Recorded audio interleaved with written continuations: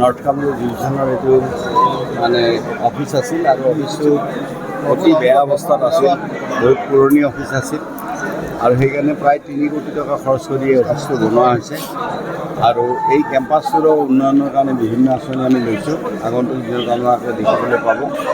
গতিকে এই উন্নয়নটো এই গোটেই এৰিয়াটোৰ ডেভেলপমেণ্ট, মানে আমাৰ DFO অফিচটোৰ ডেভেলপমেণ্ট আৰু ইয়াতে যিখিনি মানে ভালকৈ থকা নাই আছে, গতিকে তাৰ উপৰি এটা ইনষ্ট্ৰাকশ্যন ডাঙৰ কথা আমি চিন্তা কৰি আছোঁ ইয়াতে। গতিকে আজি অফিচটো ইনগৰেট হ'ল আৰু এইটো অফিচৰ অধীনত আমাৰ কামৰূপ আছে আৰু দৰং আছে, নলবাৰী আছে, বৰপেটা আছে। এইটো বহুত ডাঙৰ ডিভিজন আমাৰ এটা। গতিকে এই ডিভিজনৰ অফিচটো আজি হ'ল আৰু অতি সুন্দৰ অফিচ এটা হৈছে। গতিকে সেইটোৱে আজি মানে মূল কাৰ্যসূচী। এবাৰ ৰাজনৈতিক প্ৰশ্ন, আপুনি এবাৰ টিকেটক লৈ কি আশা কৰিছে? সমষ্টিত আপোনাৰ ৰাজনীতিৰ কথা মই এতিয়া নকওঁ, মই আজি আৰু মানে ফৰেষ্টৰ অফিচৰ কথাই উঠাম। তথাপি আপুনি যদি জ্যেষ্ঠ নেতা, অতি জ্যেষ্ঠ ৰাজ্যৰ ভিতৰতে এজন নাই, মই ৰাজনীতিৰ কথা নকওঁ, মই ক'লোঁ আপুনি সমষ্টিত কাম কাজ কৰিছে যিহেতু আপুনি পুনৰ নিৰ্বাচন খেলিব লাগিব। মই ৰাজনীতিৰ কথা নকওঁৱে, আপোনালোকে মোক কথা কৈ, আপোনালোকে মোক যিমানে কথা নকওঁ কিয় আপুনি মোৰ পৰা কথা উলিয়াব নোৱাৰে। মই যিটো ক'ম সেইটোৱে ক'ম, বেলেগ নকওঁ। কাৰণ মই ইয়াতে আহিছোঁ যে ৰঙিয়াৰ অফিচটো অত্যন্ত বেয়া অৱস্থাত আছিল।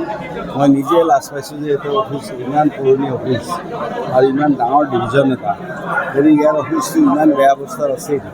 গতিকে মোৰ উদ্দেশ্য আছিল যে অফিচটো ভালকৈ কৰিব লাগে, ইয়াত পাৰিলে গেষ্ট হাউচ এটাও আমি কৰিব লাগে আৰু ইয়াতে ভালকৈ গাৰ্ডেন টাৰ্ডেন কৰি এটা ধুনীয়া অফিচ কৰিব লাগে। মই সেই উদ্দেশ্যেই ইয়াত আহিছোঁ। বনমন্ত্ৰী হিচাপে আপুনি কিমান দূৰ সফল হৈছে? বন্যপ্ৰাণী সুৰক্ষাই হওক বা গছ গছনি হওক বা আজি এটা কথা কওঁ, বন্যপ্ৰাণীৰ ক্ষেত্ৰত আমাৰ সফলতা বহুত হৈছে।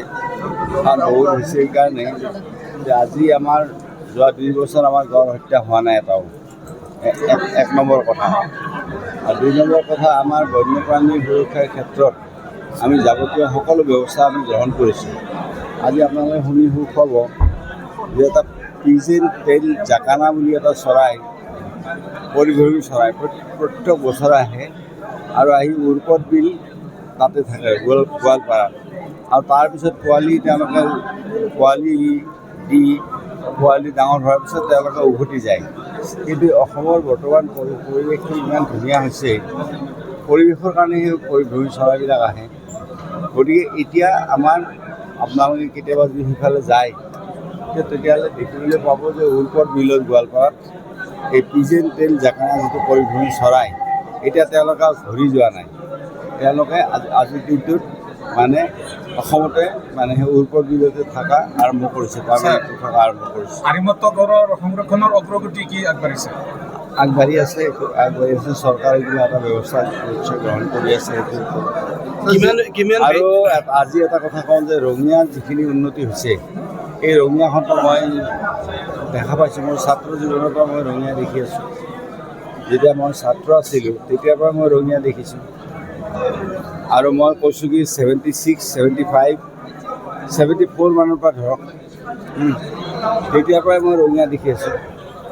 আৰু এই ৰঙিয়াৰ আজি যিটো পৰিৱৰ্তন হৈছে, এই পৰিৱৰ্তন আপোনালোকে আগৰ ৰঙিয়া দেখা নাই। আমাৰ পূৰ্বৰ উন্নয়ন যথেষ্ট হৈছে। আমি কৈছোঁ আৰিমত্ত গড়টো হ'লেও এটা ঐতিহ্য হয়, সেইবিলাক হ'ব, সেইবিলাক নোহোৱাকৈ নাথাকে। মই কৈছোঁ যে ৰঙিয়াৰ প্ৰতিটো আৰিমত্ত গড়েই হওক বা ইয়াৰ যিখিনি ঐতিহ্য হওক, এই ঐতিহ্যখিনি ৰক্ষাৰ কাৰণে চৰকাৰটো চেষ্টা কৰিব। কিন্তু কথাটো হৈছে কি যে আজি ৰঙিয়াৰ সেই সংৰক্ষণৰ উপৰিও আজি ৰঙিয়াৰ সামগ্ৰিক যিটো উন্নয়ন হৈছে, এই উন্নয়নটো আজি আপোনালোকে 1974, 1973 সেই ৰঙিয়া দেখা নাই। আপোনালোকে আজিৰ ৰঙিয়াখন দেখিছে, কিন্তু 1973 ৰঙিয়া, 1972 ৰঙিয়া, গতিকে মই দেখিছোঁ নহয় তেতিয়া। কাৰণ মোৰ লগত আপোনালোকৰ ইয়াৰ কুলধৰ শইকীয়া মোৰ ক্লাছমেট, আপোনালোকৰ ৰঙিয়াৰে চৈত্যেন লখৰ মোৰ ক্লাছমেট, লখৰ বুক এজেঞ্চি, আমি একেলগে পঢ়িছোঁ নহয়। গতিকে আমি কলেজত একেলগে পঢ়িছোঁ, তেতিয়াও ৰঙিয়া আহিছোঁ, আজিও ৰঙিয়া আহিছোঁ। গতিকে আমাৰ চকুৰ সন্মুখতে দেখিছোঁ যে আজি ৰঙিয়াৰ আমাৰ ইমান উন্নয়ন হৈছে।